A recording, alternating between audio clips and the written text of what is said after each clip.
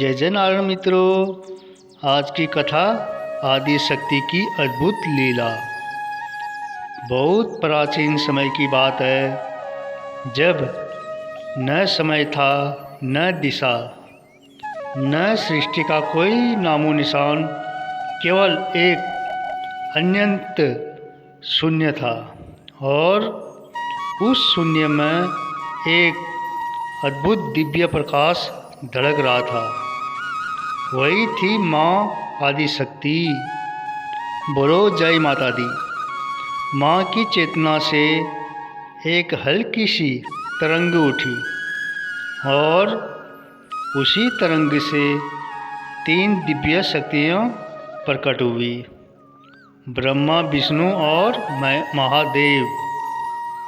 माँ ने प्रेम से कहा, हे मेरे अंशों, तुम सृष्टि के कार्यों को संभालो।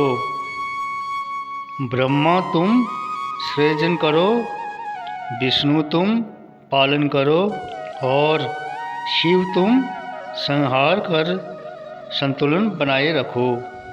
मित्रों, तीनों देवों ने विनम्रता से सिर झुकाया, पर उनके मन में एक प्रश्न था, माँ, हमारी शक्ति का स्रोत क्या है? माँ मुस्कुराई। उन्होंने अपने कर कमलों को फैलाया और कहा, मेरे बिना तुम केवल रूप हो, शक्ति नहीं। मैं ही वो ऊर्जा हूँ। यह सुनकर तीनों देवों के मन में थोड़ी जिज्ञासा जागी। वे अपनी अपनी शक्तियों को परखना चाहते थे।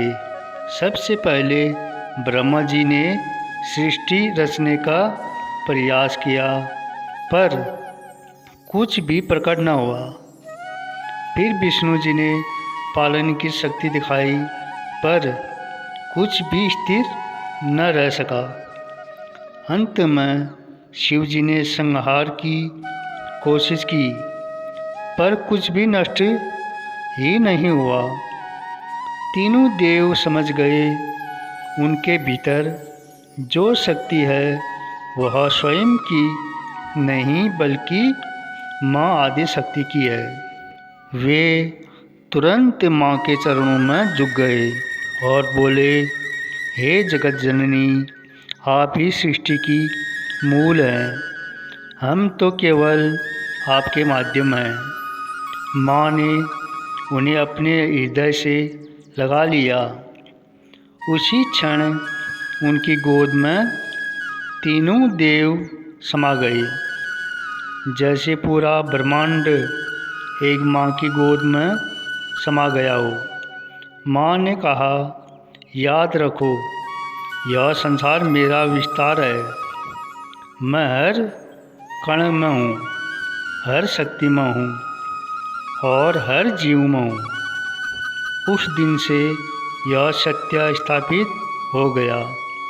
ब्रह्मा, विष्णु और महेश भी माँ शक्ति के बिना अधूरे हैं। मित्रों, इस कथा का सार यही है कि सृष्टि की हर शक्ति, हर ऊर्जा का मूल स्रोत एक ही है, माँ आदि शक्ति। जब हम उस शक्ति को पहचानते हैं, तभी जीवन में संतुलन, ज्ञान और शक्ति आती है। बोलो जय जय नारायण, जय माता दी।